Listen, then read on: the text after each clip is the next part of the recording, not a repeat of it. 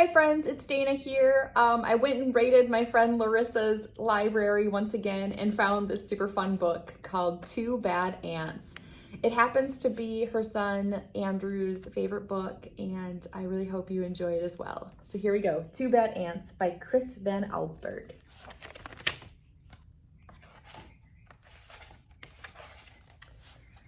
The news traveled swiftly through the tunnels of the ant world.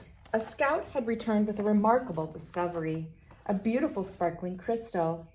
When the scout presented the crystal to the ant queen, she took a small bite, then quickly ate the entire thing. She deemed it the most delicious food she had ever tasted. Nothing could make her happier than to have more, much more. The ants understood. They were eager to gather more crystals because the queen was the mother of them all. Her happiness made the whole ant nest a happy place.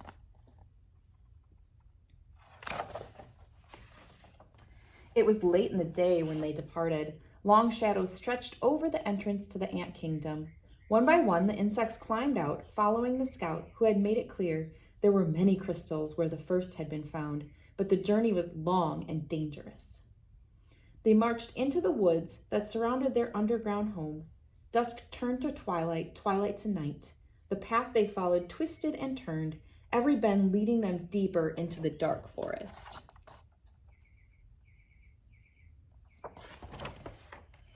More than once, the line of ants stopped and anxiously listened for the sounds of hungry spiders, but all they heard was the call of crickets echoing through the woods like distant thunder.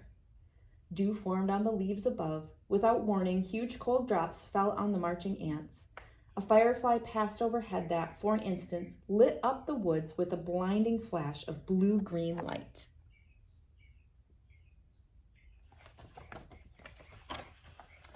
At the edge of the forest stood a mountain.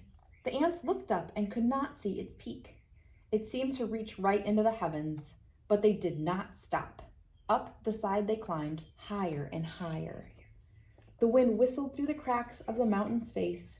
The ants could feel its force bending their delicate antennae. Their legs grew weak as they struggled upward. At last, they reached a ledge and crawled through a narrow tunnel.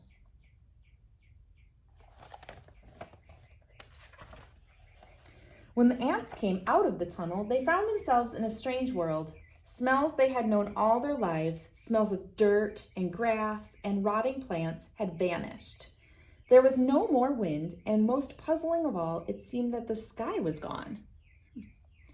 They crossed smooth, shiny surfaces, then followed the scout up a glassy, curved wall.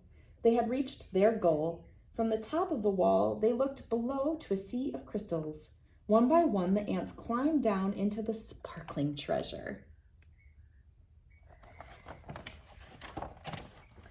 Quickly, they each chose a crystal, then turned to start the journey home. There was something about this unnatural place that made the ants nervous. In fact, they left in such a hurry that none of them noticed the two small ants who stayed behind. "Why go back?" one asked the other. "This place may not feel like home, but look at all these crystals." "You're right," said the other. "We can stay here and eat this tasty treasure every day forever." So the two ants ate crystal after crystal until they were too full to move and fell asleep.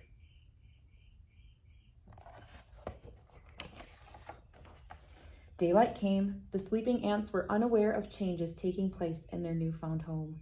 A giant silver scoop hovered above them, then plunged deep into the crystals. It shoveled up both ants and the crystals and carried them high into the air. The ants were wide awake when the scoop turned, dropping them from a frightening height. They tumbled through space in a shower of crystals and fell into boiling brown lake. Ooh. Then the giant scoop stirred violently back and forth. Crushing waves fell over the ants. They paddled hard to keep their tiny heads above water, but the scoop kept spinning the hot brown liquid. Around and around it went, creating a whirlpool that sucked the ants deeper and deeper. They both held their breath and finally bobbed to the surface, gasping for air and spitting mouthfuls of terrible bitter water. Then the lake tilted and began to empty into a cave. The ants could hear the rushing water and felt themselves pulled toward the pitch-black hole. Suddenly the cave disappeared and the lake became calm. The ants swam to the shore and found that the lake had steep sides. They hurried down the walls that held back the lake. The frightened insects looked for a place to hide, worried that the giant scoop might shovel them up again. Close by, they found a huge round disc with holes that could neatly hide them.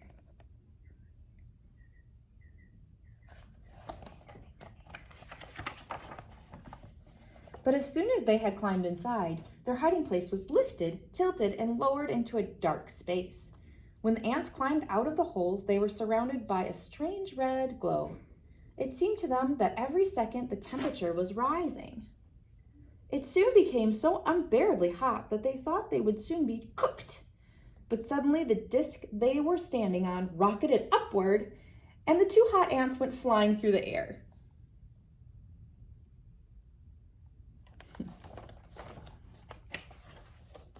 They landed near what seemed to be a fountain, a waterfall pouring from a silver tube.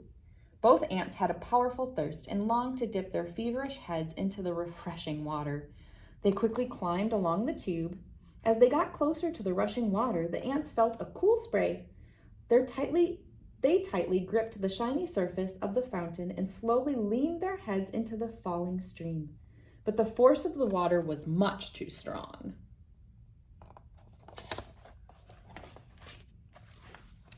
The tiny insects were pulled off the fountain and plunged down into a wet, dark chamber. They landed on half-eaten fruit and other soggy things. Suddenly, the air was filled with loud, frightening sounds. The chamber began to spin.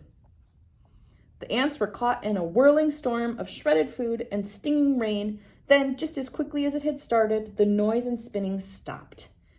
Bruised and dizzy, the ants climbed out of the chamber.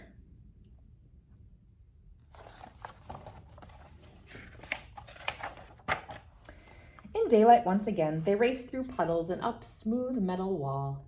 In the distance, they saw something comforting, two long, narrow holes that reminded them of the warmth and safety of their underground home. They climbed up into the dark openings. But there was no safety inside these holes. A strange force passed through the ants. They were stunned senseless and blown out of the holes like bullets from a gun. When they landed, the tiny insects were too exhausted to go on. They crawled into a dark corner and fell fast asleep.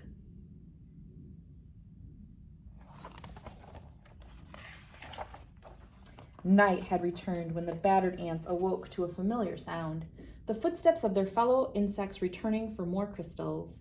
The two ants slipped quietly to the end of the line. They climbed the glassy wall and once again stood amid the treasure. But this time they each chose a single crystal and followed their friends home.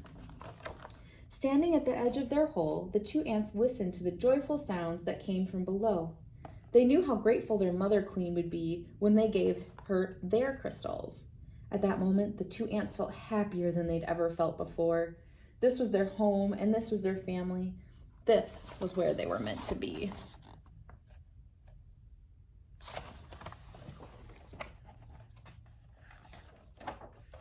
The end.